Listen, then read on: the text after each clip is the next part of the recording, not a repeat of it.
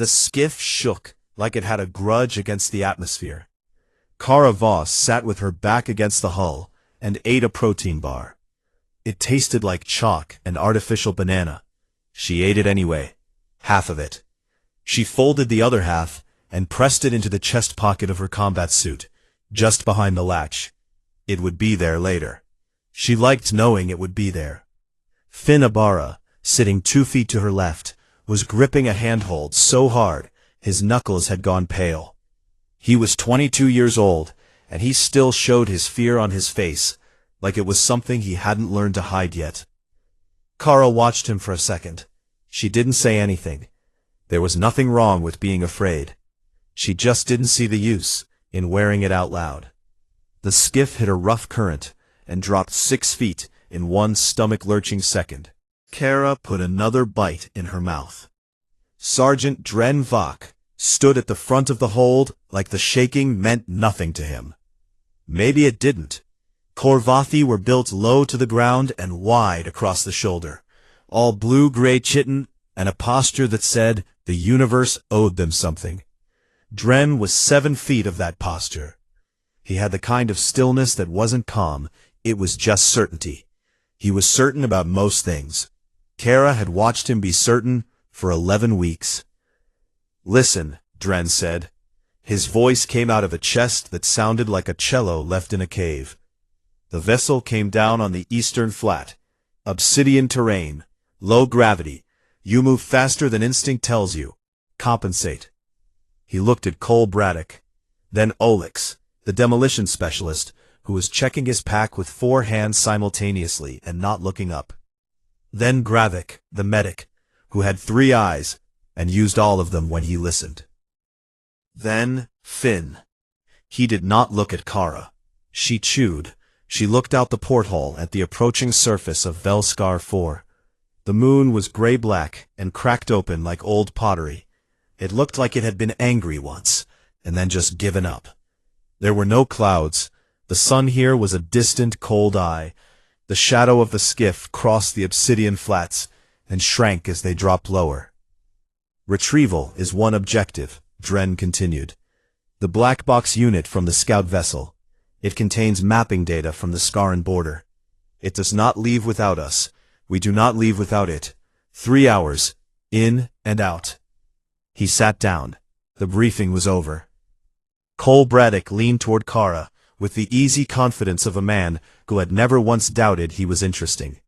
He was tall for a human and broad in the shoulders, and his face had a quality that made people trust him faster than they should. "You all good, Voss?" "Fine enough," she said. "What does that mean?" "Means I'm not dead." He grinned. She looked back out the porthole. The skiff touched down with a thud and a long metallic groan. The ramp dropped. Cold, thin air came in first, then light. Then the team moved. Kara slid off her seat and followed them out. The obsidian flats were something else. They were wide and black, and caught the cold light in ways that made them look almost wet, though they weren't. Under her boots the surface had a give to it, tiny fractures in the top layer that crunched faintly. The sky above was dark purple and cloudless. It looked like the inside of something that had been closed for a long time. She took her first real step, and understood what Dren meant about the gravity. Her leg pushed off, and her body lifted just a fraction more than expected. Not floating. Not floating at all. Like the ground was being polite. She filed that away. The squad moved in Korvathi formation, Dren at the front, Olix and Cole flanking, Gravik just behind center, Finn at the rear left. There was a gap. It wasn't marked or named. It was just where Kara moved, slightly outside the shape of the group, like a word someone had added after a sentence was already done. She watched their footwork. Dren's stride was long and deliberate, adjusted for the gravity with the precision of someone who had trained for it. Olix moved in short, controlled bursts. She watched, and she adjusted. She did not mention that she was adjusting. That was not a conversation she needed to have. Finn caught up to her after the first kilometer. He looked better now that he had something to do. some ground to cover. Moving always helped with the face sphere. She knew that too. Think it'll be simple? He asked. Downed vessel on a dead moon with Scaran border data is sighted, she said. Lord have mercy, Finn. What do you think? He made a face. Right. Yeah, okay. Gravik came up quietly on her other side. He was the smallest member of the team, and he moved without sound, the way small things sometimes could. His 3 eyes swept the terrain in a constant slow rotation. He was not built for combat the way the others were.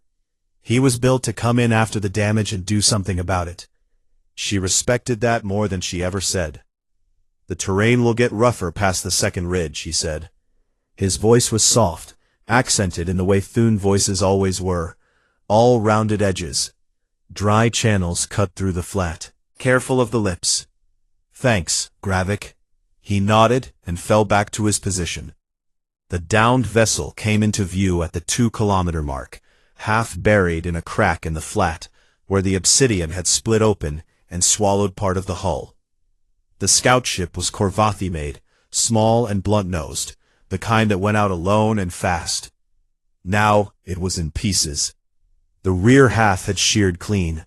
The front section was tilted and cold and very still. Dren raised one hand. The team stopped. He scanned. One long, slow turn of his head. Then he lowered his hand and moved forward. Kara took in the wreck. Something in the angle of the front section felt wrong to her. Not the crash itself. Crashes had a certain kind of mess, a centrifugal scatter to the debris. This debris was too even, too close to the hull, like something had come down on it, rather than thrown it outward. She opened her mouth. Dren was already assigning tasks. Cole on black box extraction.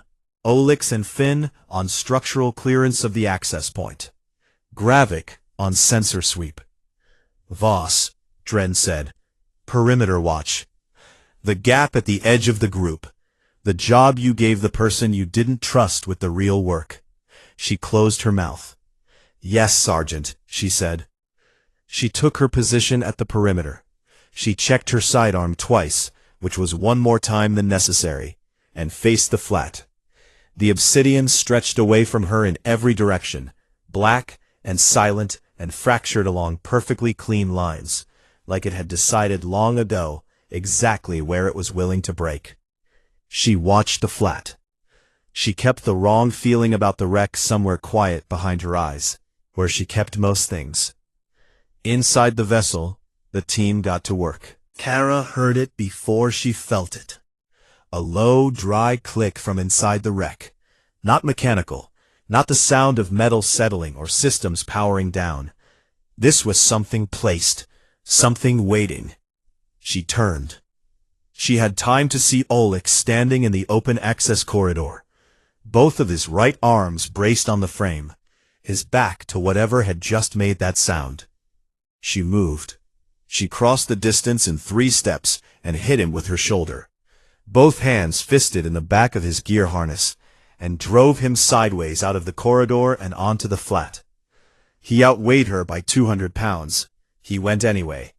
They hit the obsidian together, and the ground bit through her left knee pad, and the sky tilted, and then the rear section of the downed vessel blew in a flat orange wave of pressure and heat and light.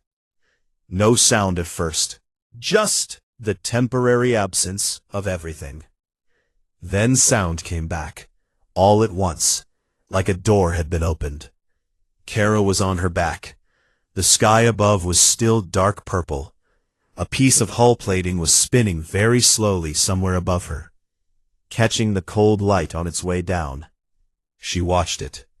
Then she did a quick count. Hands, legs, head, all present. She rolled onto her side and pushed up. Olix was 6 feet away, sitting up, looking at her. 4 eyes, the narrow Korvathi kind, unreadable behind his visor. He was still holding part of the gear she'd grabbed on the way through. He looked down at it. He looked back at her. She didn't say anything. There wasn't time. Dren's voice came through the comms. Report. Everyone report. Cole, I'm good. Finn, I'm okay. Gravik, intact. Secondary access is collapsed. I repeat, secondary access is collapsed. Kara keyed her mic. Voss, clear, then. Olix. Olix looked at her one more time. Clear, he said. They had the black box. Cole had it in his hand when the corridor blew, and he'd hit the deck fast and come up with it, tucked under his arm like it was something precious. Which it was. He was already moving toward Dren. Good. That was good. Primary exit is gone, Gravik said. The roof collapse has blocked the secondary passage. The route I mapped for egress, it doesn't exist anymore. Alternate route, Dren said. Not a question, a command, aimed at the air. Cole pulled up his visor display. There's a channel system to the northeast. Dry. If we follow it southeast, it should curve back to the extraction pad. Longer route. Adds maybe 40 minutes. Extraction window doesn't move, Dren said. But it's the only way. They started running. The new route took them along the edge of the flat, and then down into the channel system Gravik had warned her about. The channels were deep and narrow, cut through the obsidian in long, curving lines. The walls were close. The floor was loose with old fracture debris. Above, the sky was a thin purple strip. It was like running through the inside of something that had cracked open a long time ago and never healed. Kara ran. The low gravity gave her stride an extra half-second of hang time on each step, which should have helped, but kept pulling at her balance. She adjusted. She kept adjusting. The team was moving fast. Then the floor of the channel disappeared. Not all of it, just a section, 3 meters wide, where the obsidian had fractured at a lower level and left a drop. In standard gravity it would have been a step down. In 0.4 g and moving at pace, Kara misjudged the landing and came down angled instead of flat. The snap was loud enough that Finn heard it across the comms. She hit the channel floor and rolled and came up on both hands and one knee and stayed there. Her left leg was wrong. She knew what wrong felt like. It started as distance, a cushioned unreality, and then the distance began collapsing, second by second, getting closer. The team had heard it. They stopped. Gravik was already moving back toward her. She held up one hand. I'm up, she said. She wasn't up, but she put weight on the leg, and it held, technically, because a fractured tibia holds weight for a little while before it argues about it. She stood. Gravik reached her, scanner out. He ran it over the leg in one pass, and looked at her. She looked back. Fracture, he said quietly. Yeah, she said, I know. He stood above the drop, looking down at her, and she watched him do the math. She could see it. 7 feet of calculation dressed in blue-gray chitin. He keyed the full team channel. Voss, status. Fractured tibia, she said. I can manage. The silence after that was thick with the decision inside it. Gravik opened his mouth. Dren said extraction window doesn't bend. 4 kilometers in under an hour with a fractured leg is not a survivable projection. He didn't make it cruel. He said it the way he said everything. Like the numbers were doing the talking, and he was just the translator. Voss, you have the emergency beacon. Activate it and hold position. Retrieval team will reach you in 4 to 6 standard hours. Gravik closed his mouth. Cole said nothing. He was looking at the wall of the channel, which told Kara everything she needed to know about Cole Braddock. Finn said her name. Like it was a sentence he didn't know how to finish. Go, Finn, she said. Lord have mercy, go. They went. She heard their footsteps on the comms, fast, fading. Then just the channel walls and the thin purple sky above, and the sound of her own breathing, which her helmet made louder than she'd like. She looked at the channel wall. Obsidian, rough cut. The fractures ran in clean, consistent lines from top to bottom. It was maybe 5 meters up to the flat. From the flat, it was 4.3 kilometers to extraction. She reached into her chest pocket and took out the other half of the protein bar. She ate it standing up. She studied the wall. The obsidian surface was coarse. Her gloves would hold. Her good leg would push.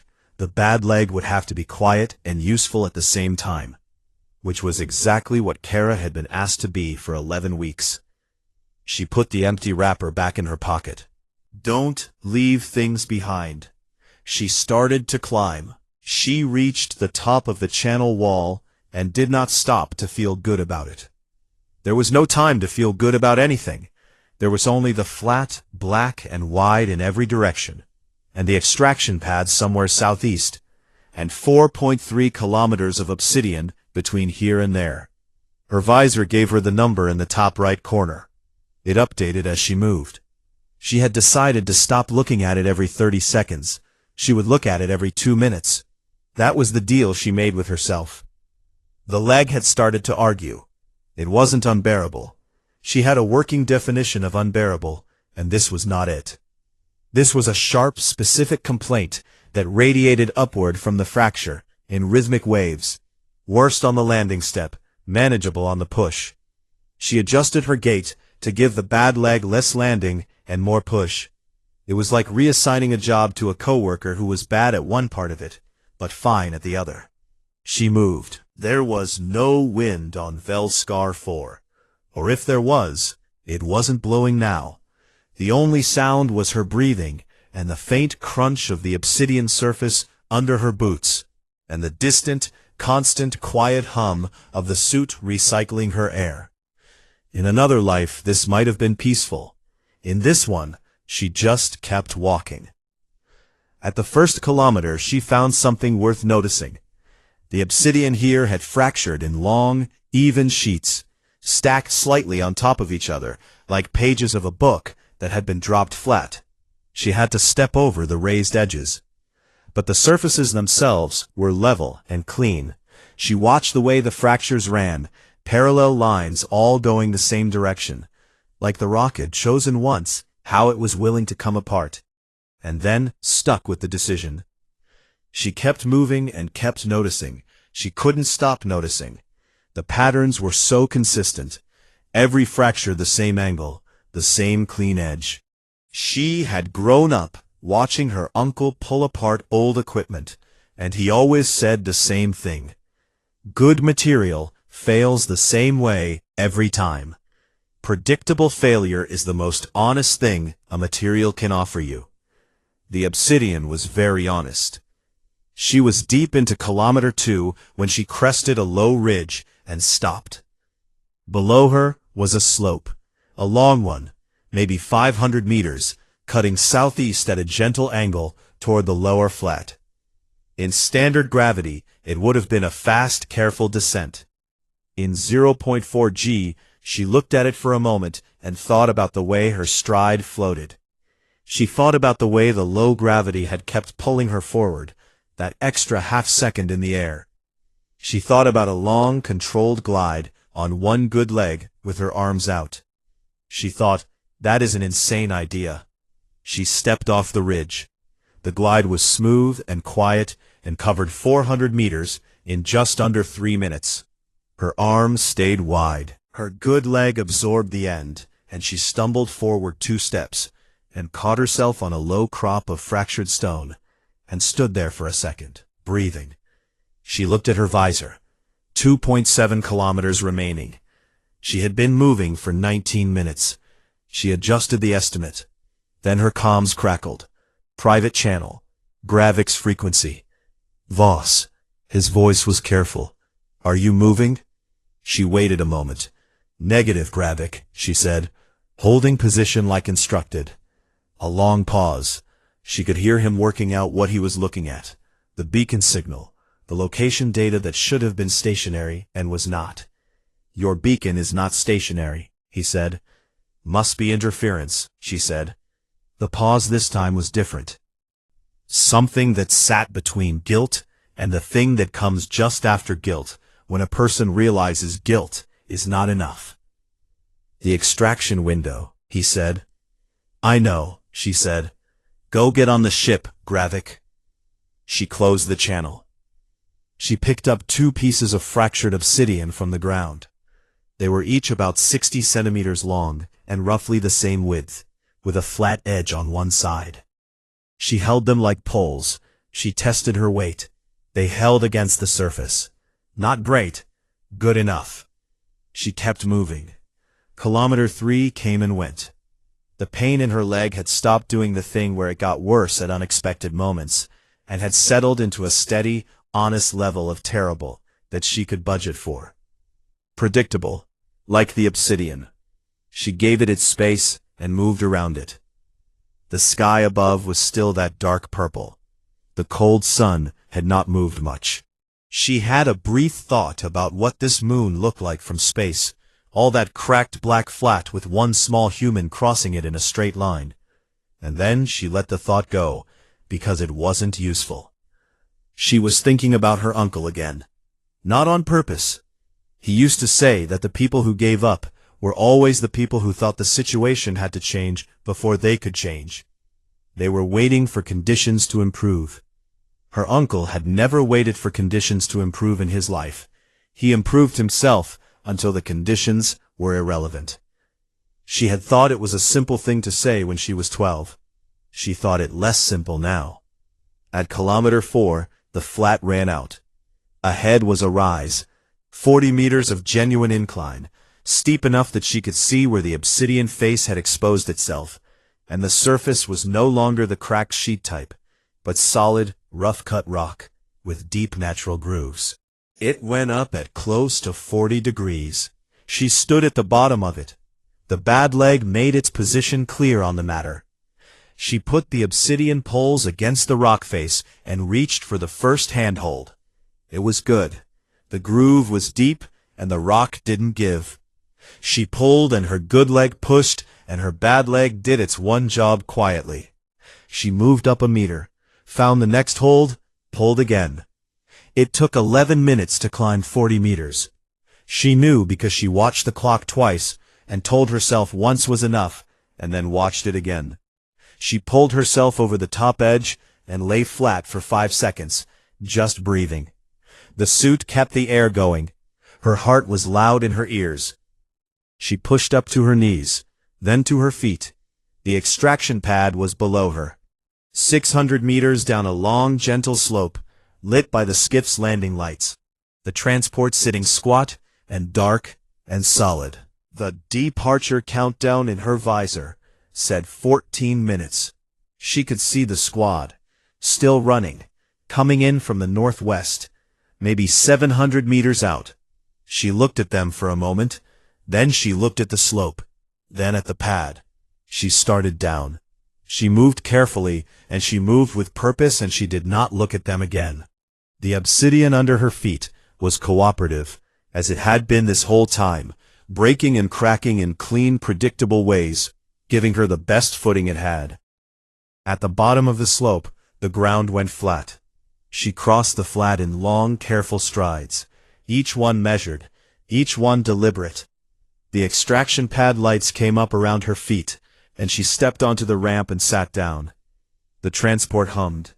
Her leg was done being quiet about things. She put her helmet in her lap and looked out across the flat and waited. The transport pilots saw her first.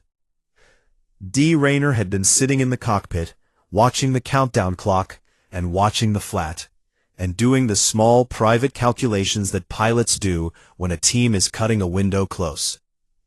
She had been told the team was 6. She had been given 6 biosignatures on the departure manifest. She had not been told anything else. So when one figure came over the rise alone, moving in a careful, uneven stride, helmet in hand, and 2 pieces of obsidian rock dropped at the edge of the pad, Dee leaned forward in her seat and looked. The figure crossed the pad, sat down on the loading ramp, put her helmet in her lap. Dee pulled up the biosignature ID. Specialist Caravos, human. The tag next to the name said, perimeter, nothing else. Dee looked at the rest of the flat. Empty. 11 minutes. She looked at the woman sitting on her ramp, in a combat suit with dried blood on the left knee panel. Eating nothing, because there was nothing left to eat.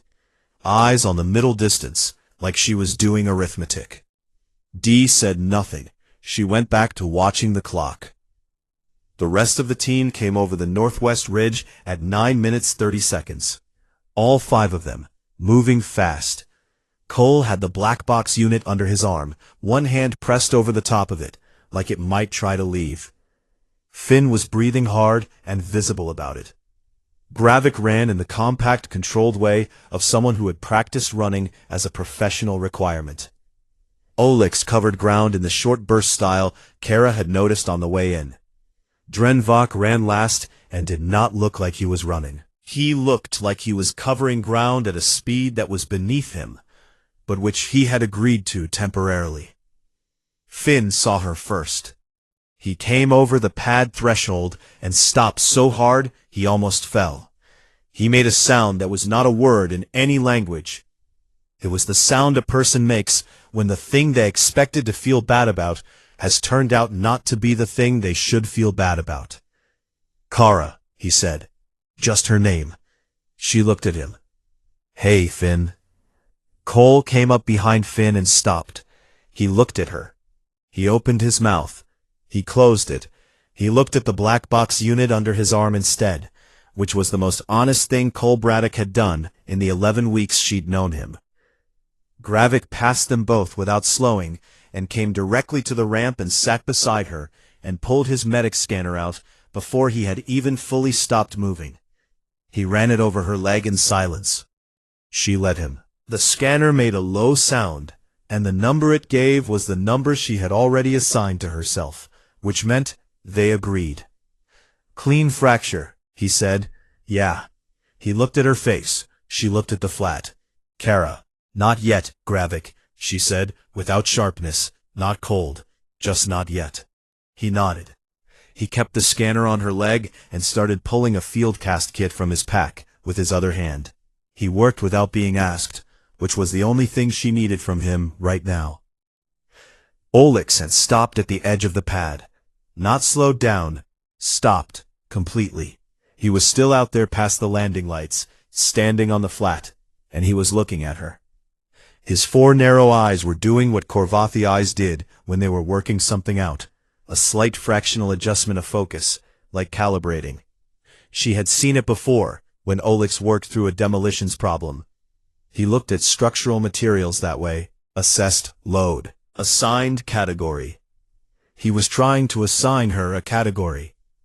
She watched him do it. It was almost interesting. He walked to the ramp. He stood at the bottom of it. He looked at her and she looked back, and the field cast kit made small plastic clicks as Gravik worked, and the transport hummed its low hum, and nobody said anything for long enough that it became its own kind of statement. Then Drenvok was there. He did not rush.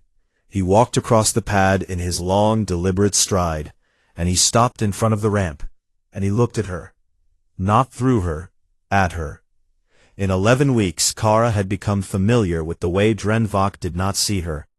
She had catalogued it the way she catalogued most things, quietly and without comment. The way he addressed the team and left a gap at the end where her name would have gone. The way his eyes would track across a room and pause at each face and then skip the space she occupied. She had learned to exist in that skip like furniture learns to exist in a corner. Present.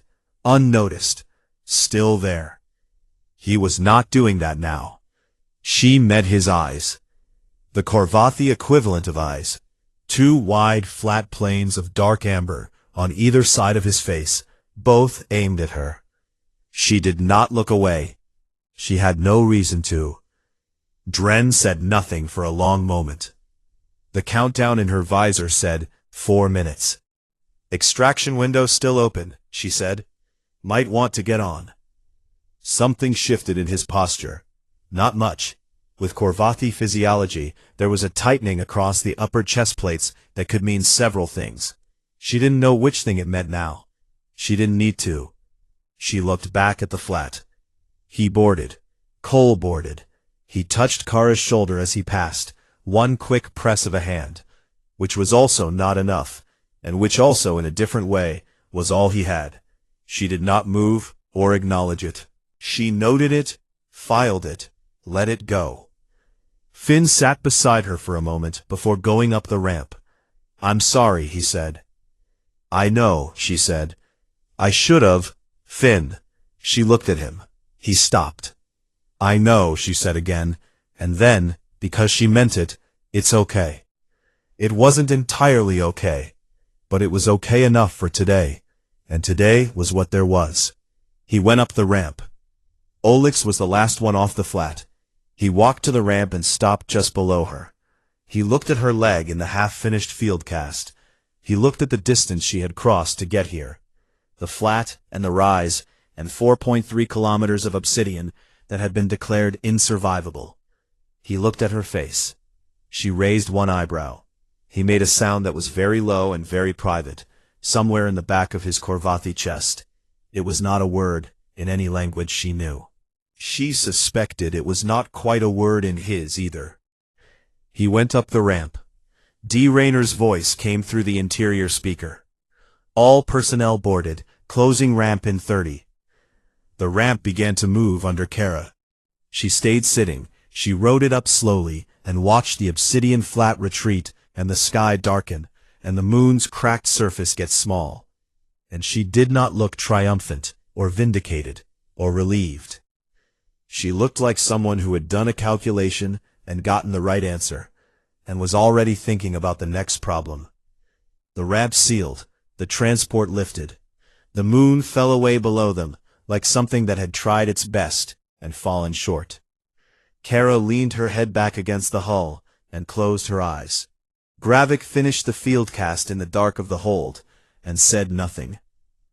The official debrief took place 14 hours after extraction, in a gray room on the command station orbiting Velskar 4, under lighting designed by someone who thought humans and Korvathi had the same idea of comfortable. They did not. Kara sat in the chair closest to the door, with her left leg in a proper cast now, the kind that buzzed faintly at a frequency meant to accelerate bone repair. The room held a long table. On one side, Commander Vreth As, a Korvathi administrative officer with a flat face and a datapad he kept tapping. On the other side, one at a time, the members of Fire Team Valkor. She was called in third, after Cole and before Finn. She sat. She answered each question in the flat, specific voice she used for incident reports. Not short on purpose, just precise. Distances, times, actions taken, gravity coefficients. She did not editorialize. She did not use the word brave or the word abandoned. She did not use the word angry, which was the most honest word available, but which belonged to her, not to the report. When Vreth asked why she had not activated the emergency beacon, she said, "It didn't seem necessary." He wrote that down. He looked at it. He looked at her. "You were instructed to activate the emergency beacon. I was given an instruction based on a projection," she said. "The projection was incorrect. The beacon is for emergencies. I was managing." He wrote that down too, with the energy of a man writing something he did not know what to do with. "What was your strategy," he asked, "for covering 4.3 kilometers on a fractured tibia in under 58 minutes? Kara looked at him. "I moved," she said. He put his pen down. "Specialist Voss," he said, "this inquiry needs to account for the gap between what was projected and what occurred. I need more detail than that." "I used the low gravity to extend my stride range," she said. "I found a slope at the 2-kilometer mark and used it to cover 400 meters efficiently. I used fracture debris as poles for the final incline. I managed the pain and kept my pace." He wrote all of it. She watched him write it. The words on the page were accurate, and they were also, somehow, much smaller than the actual thing, which was often how reports worked. "CHP. He asked one more question. He looked at his pad when he asked it, not at her. "At what point did Sergeant Vach determine that you were non-viable for extraction?" The room did what rooms did when a sentence was dropped into them, like something heavy. Kara let it sit there. She looked at the wall behind Vreth As. Then she looked at her hands. Then she looked at him. I don't have that information, she said. You'll need to ask the sergeant. He thanked her, and she left. In the corridor, Olix was waiting. He was standing against the wall with his arms crossed, all four of them, which on a Korvathi was the posture of a person holding themselves together very carefully. He straightened when she came out. She stopped. They looked at each other. You pushed me clear of the corridor, he said. Yeah. Before your leg. Yeah. He was quiet for a moment. His eyes did the calibration thing again. She let him calibrate. Why? He said. She looked at him. 7 weeks ago, he had told Finn within her earshot that humans were statistically suboptimal for combat roles, based on a list of 41 factors he had compiled. He had not been cruel about it. He had been factual about it, which was sometimes worse. She thought about what to say. Lord have mercy, Olix, she said. Why does anybody do anything? She moved past him on her crutches. He did not stop her. She didn't look back, but she heard him stay standing in the corridor for a long time after she had gone, which told her the question was still working on him, which was fine. Let it work. Cole found her in the mess hall 2 hours later, sitting with a cup of bad coffee and her leg propped up. He sat across from her without asking. He had the look of a man who had been rehearsing a speech and had decided at the last moment not to give it. She was grateful for that. I've been thinking about what I should have said, he started. You don't have to, she said. I think I do. Cole, she looked at him. He had the kind of face that made people trust him too fast. Right now, it just looked tired. I've been left before. Not by you specifically. But I know the math people do.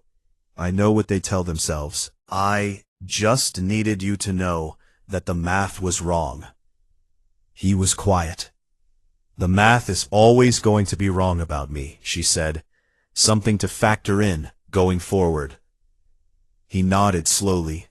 Something settled in his face that hadn't been settled before. She didn't need it to be more than that. He left. She finished her coffee. Gravik came to the medbay that evening, ostensibly to check the cast. He sat in the chair beside her bed and ran his scanner once over her leg, and then held the scanner in both hands and did not leave. The quiet between them was not uncomfortable. Gravik's silences never were. I should have argued longer, he said finally. Probably, she said. Dren would have made the same call. Probably, she said again. That doesn't make it better. No, she agreed. He looked at the cast. Does it matter to you that I'm sorry? She thought about the channel wall, the clean, consistent fractures, her uncle and his old equipment, and the idea of a material that failed the same way every time, predictable and honest.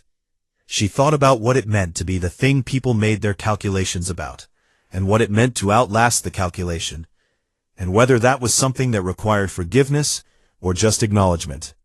Ask me in a week, she said. Gravik looked at her. She met his three-eyed gaze without flinching. It was not a closed door. He understood that.